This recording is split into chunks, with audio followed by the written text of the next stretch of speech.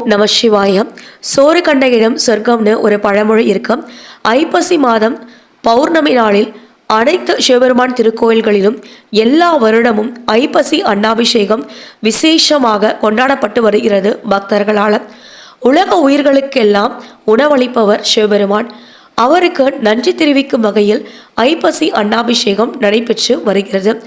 அன்னத்தினால் அபிஷேகம் அலங்காரம் செய்யப்பட்ட சிவபெருமானை தரிசனம் செய்யும் போது சொர்க்கம் உண்டு. அதனால தான் சோறு கண்ட இடம் சொர்க்கம்னு சொல்கிறாங்க. அன்னத்தினால் அபிஷேகம் செய்யப்பட்ட சிவபெருமானை தரிசனம் செய்தும் அன்ன பிரசாதத்தினை நாம் உண்ணும் போதும் நமக்கு எந்த ஒரு குறைகளும் பிரச்சனைகளும் அன்னத்துக்கு வரவே வராது. குழந்தை இல்லாதவங்க அன்ன பிரசாதத்தினை உண்ணும்பொழுது நிச்சயமாக குழந்தை பாக்கியமும் கிடைக்கும். ஐப்பசி அன்னாபிஷேகம் அன்று சிவபெருமானை நம்ம தரிசனம் செய்யும் பொழுதும் கோடி லிங்கங்களை தரிசனம் செய்த பாக்கியத்தை பெரும் புண்ணியத்தை அடைகிறோம். ஒவ்வொரு அன்னத்திலும் சிவபெருமானிய ரூபத்தை நாம் தரிசிக்கலாம். ஐப்பசி அன்னாபிஷேகம் அன்று சிவபெருமானை நாம் கோடி லிங்க தரிசனத்தில் தரிசனம் செய்கிறோம். அதனால் எத்தனை ஜென்மங்கள் எடுத்தாலும் கோடி லிங்க தரிசனத்தை நம்மால் தரிசனம் செய்வது என்பது இயலாது.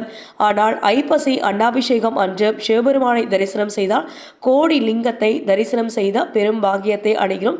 அதனால் தவறாமல் ஐப்பசி அன்னாபிஷேகத்தில் சிவபெருமானை நீங்கள் தரிசனம் செய்யுங்க. ஓம் நம சிவாய.